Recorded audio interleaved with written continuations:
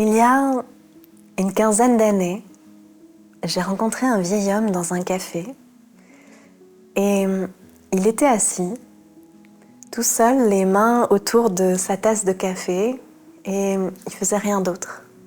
Il regardait pas son téléphone, il ne lisait pas, il était juste là, avec son thé. Et moi, j'étais à la table d'à côté, j'avais mon ordinateur ouvert, mon téléphone qui vibrait sûrement, et mes pensées qui galopaient dans tous les sens. Et à un moment, il m'a regardé, il a souri et il m'a dit « Tu es très occupée, toi ». Alors je lui ai répondu « Oui, j'ai beaucoup à faire ». Il a simplement hoché la tête et il a ajouté « Mais tu es où, toi, pendant tout ce temps ?» Cette question, elle m'a hantée pendant un long moment. Où j'étais, moi, à ce moment-là? J'étais dans ma to-do list, j'étais dans mes projets, j'étais dans demain, dans hier. Mais où j'étais vraiment? Aujourd'hui, je voudrais te raconter une histoire, l'histoire d'un retour, pas un retour vers un lieu, pas un retour vers quelqu'un, mais un retour vers soi, vers ce lieu qu'on a tous quitté un jour, même quand on est sur le chemin de la quête de soi depuis de très nombreuses années. J'ai démarré vers l'âge de mes 12 ans et de manière ensuite totalement consciente et active vers mes 17 ans. Eh bien, même quand on est en chemin, on quitte à un moment donné ce lieu sans même s'en rendre compte. Imagine une maison. Imagine une belle maison avec des fondations solides, des pièces spacieuses, des fenêtres qui donnent sur le monde. Imagine cette belle maison, c'est ta maison. Celle où tu es né, celle où tu as grandi. Mais à un moment donné, tu as décidé de ne plus y vivre. Tu n'as pas vraiment déménagé, tu as juste commencé à passer tout ton temps dans le grenier. Le grenier, c'est pratique. Il y a des archives, des plans, des dossiers. Tu peux tout organiser là-haut, tout analyser, tout contrôler. Depuis le grenier, même, tu peux surveiller ce qui se passe dehors sans vraiment y être. Alors c'est sûr, c'est prévisible. Mais pendant ce temps, en bas, eh bien, la cuisine, elle a plus servi depuis longtemps. Le salon, il est couvert de poussière et les chambres sont vides. Et parfois, tu entends des bruits, des craquements, des grincements. La maison essaie de te dire quelque chose, mais tu es trop occupé dans le grenier pour descendre voir. Et puis un jour, il y a quelque chose qui se casse. Une fuite d'eau, un mur qui s'effrite, quelque chose que tu peux plus ignorer. Et tu es obligé de redescendre, de traverser ces pièces que tu as laissées vacantes depuis si longtemps. Eh bien, le corps, mes amis, c'est cette maison. Et le grenier, c'est ta tête. Ce voyage que je veux vous raconter aujourd'hui, c'est celui du retour, du grenier vers le rez-de-chaussée, vers les pièces où on vit vraiment, en fait. Parce que personne ne se réveille un matin en se disant « Tiens, aujourd'hui, je vais arrêter d'habiter mon corps ». Ça ne se passe pas comme ça. C'est lent, c'est progressif et assez invisible. Tu es enfant, tu pleures parce que tu es tombé et quelqu'un te dit « Allez, rien, c'est rien, sois fort ». Alors t'arrêtes de pleurer, tu te relèves et quelque chose en toi apprend que sentir la douleur, c'est être faible. Un autre exemple, tu as peur du noir, ton cœur bat fort dans le noir et quelqu'un te dit « Mais il n'y a aucune raison d'avoir peur ». Alors qu'est-ce que tu fais? Tu caches ta peur. Et quelque chose en toi apprend que ce que tu ressens n'est pas valide. Tu es en colère parce que c'est injuste et quelqu'un te dit « Mais on ne se met pas en colère comme ça ». Alors tu ravales ta colère et quelque chose en toi apprend que tes émotions dérangent. Voilà comment, couche après couche, expérience après expérience, tu apprends à ne plus sentir, à ne plus écouter, à ne plus habiter ton corps. Ce n'est la faute de personne, tes parents faisaient de leur mieux, ton entourage aussi, ils ont juste transmis ce qu'on leur avait transmis. Cette idée que Pour fonctionner dans le monde, il faut être dans sa tête, rationnelle, contrôlée, civilisée. Elle nous suit depuis bien longtemps. Mais tu vois, il y a un prix à payer pour vivre uniquement dans sa tête. Le prix, c'est que on devient comme un pilote qui conduit en avion en ne regardant que ses instruments, sans jamais regarder par la fenêtre, sans jamais sentir les turbulences, sans jamais être vraiment là. J'ai d'ailleurs un ami qui est musicien et qui un jour m'a raconté qu'il avait arrêté de jouer pendant presque 10 ans. Il avait tellement intellectualisé la musique, tellement analysé, tellement théorisé qu'il avait oublié comment simplement jouer. Il connaissait toutes les gammes par cœur, toutes les harmonies, toutes les techniques, mais il ne savait plus sentir la musique dans ses doigts et il n'y prenait plus aucun plaisir. Eh bien, le corps, c'est pareil. On a appris tellement de choses sur lui, comment il fonctionne, quelles sont ses structures, ses systèmes, mais on a oublié comment lui parler, comment l'écouter, comment le comprendre dans sa propre langue. Parce que le corps ne parle pas avec des mots, il parle avec des sensations. Un serrement dans la gorge qui dit « il y a quelque chose que tu n'as pas dit ». Une tension dans les épaules qui murmure « tu portes trop ». Un poids dans la poitrine qui crie « il y a une tristesse immense que tu refuses de voir ». Mais quand on ne parle plus cette langue depuis longtemps, eh bien, ces messages ressemblent juste à du bruit, à des inconforts qu'on veut faire taire. Alors on prend un cachet, on s'étire vite fait, on se distrait sans jamais vraiment écouter ce qui est en train d'être dit. Mon ami musicien, tu sais ce qu'il a sauvé? C'est que un jour, il a posé son ordinateur, ses partitions, ses livres de théorie. Il a pris son instrument et il s'est dit « je vais juste jouer ce qui vient ». Pas ce qui est correct, pas ce qui est joli, juste ce qui vient. Alors les premières semaines, c'était un peu dissonant, maladroit, d'après lui, parce qu'il réapprenait. Il réapprenait à écouter ses mains plutôt que sa tête. Et petit à petit, la musique est revenue. La musique est revenue différemment. Elle est revenue vivante. Elle est revenue connectée à quelque chose de beaucoup plus grand. Eh bien, il existe des cartes dans tous les endroits du monde. Des montagnes les plus hautes, les océans les plus profonds, les déserts les plus vastes. Mais il y a un territoire qu'on ne cartographie jamais vraiment, c'est l'intérieur. Je me souviens de la première fois où j'ai vraiment fermé les yeux et que j'ai essayé de sentir mon corps, mais de vraiment le sentir. C'était comme essayer d'explorer une maison dans le noir. Il y avait des pièces entières dont je ne sentais rien du tout. Vous imaginez un ventre vide, une poitrine qui ressemble à une zone floue, des jambes qu'on sent à peine. Qui a envie de vivre dans un corps comme ça? Mais quand on commence à réhabiter les pièces, c'est fascinant en fait. C'est un peu terrifiant aussi parce que on réalise qu'on avait passé des années à vivre dans ce corps sans jamais vraiment y être.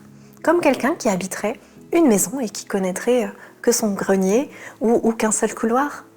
Vous voyez, c'est exactement ça le travail de tout chercheur actif. Pas le chercheur qui cherche juste à savoir des choses dans sa tête, mais le véritable initié qui entreprend le travail, qui réapprend à explorer pièce après pièce, zone après zone, pas pour tout comprendre, pas pour tout analyser, juste pour habiter.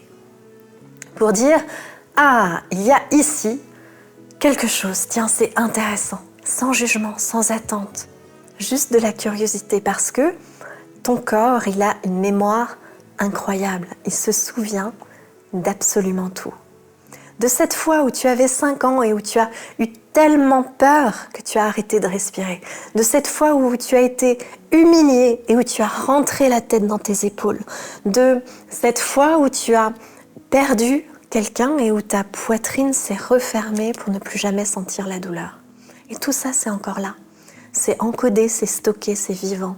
Pas comme un souvenir mental, mais comme une empreinte physique. Et tant que tu ne reviens pas dans ces zones-là, tant que tu ne leur donnes pas de l'espace, de la présence, de la douceur, eh bien, elles continuent à vivre leur vie toutes seules, à créer des tensions, des blocages, des douleurs, des réactions que tu ne comprends pas. Alors maintenant, j'imagine que tu te demandes, bon, mais comment on fait? Et je comprends parce qu'on veut des étapes, on veut des instructions, on veut des méthodes, mais ce que je vais te proposer, ce ne sont pas des techniques, ce sont des invitations, des portes d'entrée que tu peux emprunter quand tu veux, comme tu veux. Et la première porte, c'est le souffle. Pas la respiration que tu fais machinalement toute la journée, celui qui te permet juste de survivre. Non, celle où tu t'arrêtes, où tu poses la main quelque part sur ton corps et où tu te demandes comment je respire en ce moment dans cet espace. Est-ce que c'est rapide? Est-ce que c'est lent? Est-ce que c'est superficiel? Est-ce que c'est profond? Est-ce que ça va dans ma poitrine, dans mon ventre, dans mes épaules? Et tu n'essaies pas de changer quoi que ce soit, tu observes, c'est tout. Parce que observer, c'est déjà créer une connexion. La deuxième porte, c'est le mouvement. Pas le mouvement de la performance, juste bouger. Tu peux le faire debout, assis, allongé. Tu fermes les yeux et tu te demandes si mon corps pouvait bouger librement maintenant sans que je lui dise quoi faire, comment est-ce qu'il bougerait? Peut-être qu'il voudrait s'étirer, peut-être qu'il voudrait se recroqueviller, peut-être qu'il voudrait se secouer, se bercer. Tu le laisses simplement faire et tu deviens spectateur de ton propre mouvement. La troisième porte, c'est le son. Parce que parfois, il y a quelque chose qui veut sortir et qui ne trouve pas les mots. Alors, tu peux juste laisser sortir un son ou un soupir.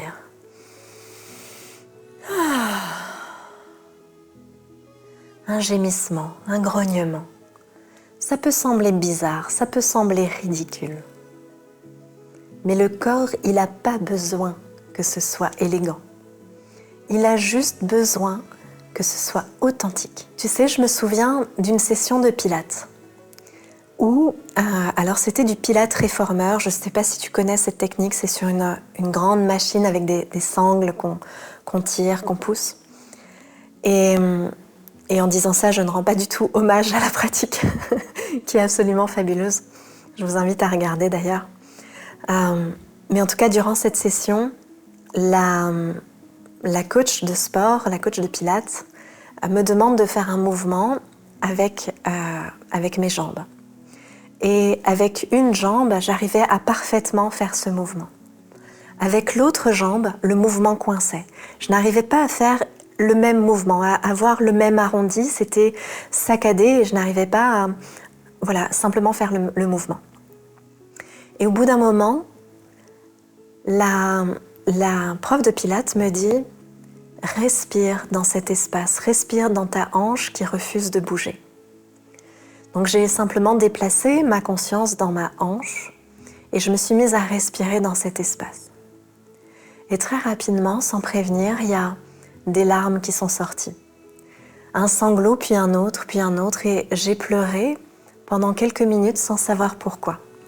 Mon corps libérait quelque chose que ma tête ne connaissait même pas, qui était stocké là, dans cette partie de ma hanche. Après ça, non seulement je pouvais parfaitement faire le mouvement, mais en plus de ça, c'est comme si j'avais nettoyé une pièce qui était encombrée depuis des années. Eh bien, c'est ça, revenir dans le corps. C'est accepter que parfois, il y a des choses qui sortent et que c'est même nécessaire, même si c'est inconfortable. On vit dans un monde qui va vite. On veut des résultats immédiats, des transformations rapides, des solutions instantanées. Mais le corps, lui, il ne fonctionne pas comme ça. Le corps, il a son propre rythme, ses propres saisons, ses propres cycles.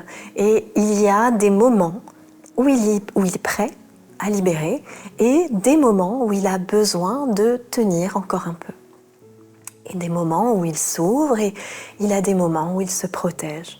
On ne peut pas le forcer, on peut juste être là, patient, présent comme un jardinier qui sait qu'on ne peut pas tirer sur une plante pour la faire pousser plus vite.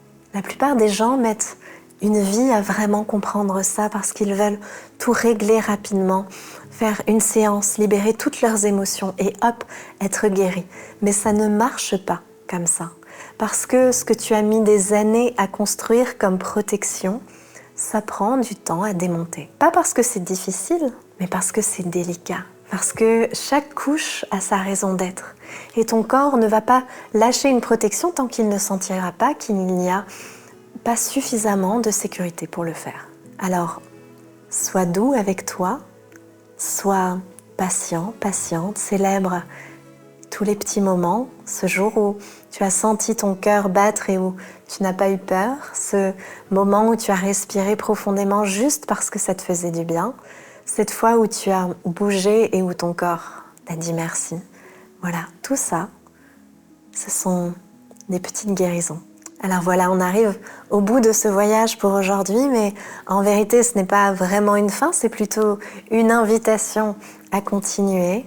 Je ne sais pas où tu en es dans ton processus de guérison, dans ta relation avec ton corps. Peut-être que vous êtes encore comme deux étrangers qui se croisent dans un couloir. Peut-être que vous commencez à réapprendre à vous parler, ou peut-être que vous êtes déjà en train de redécouvrir cette intimité. Peu importe où que tu sois, c'est le bon endroit.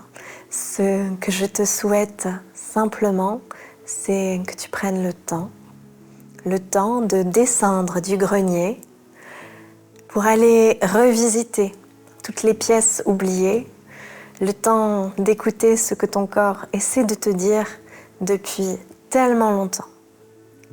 Alors, avant de partir, tu peux peut-être faire quelque chose, juste poser une main sur toi, n'importe où, ton cœur, ton ventre, ton visage, et juste sentir que tu es là.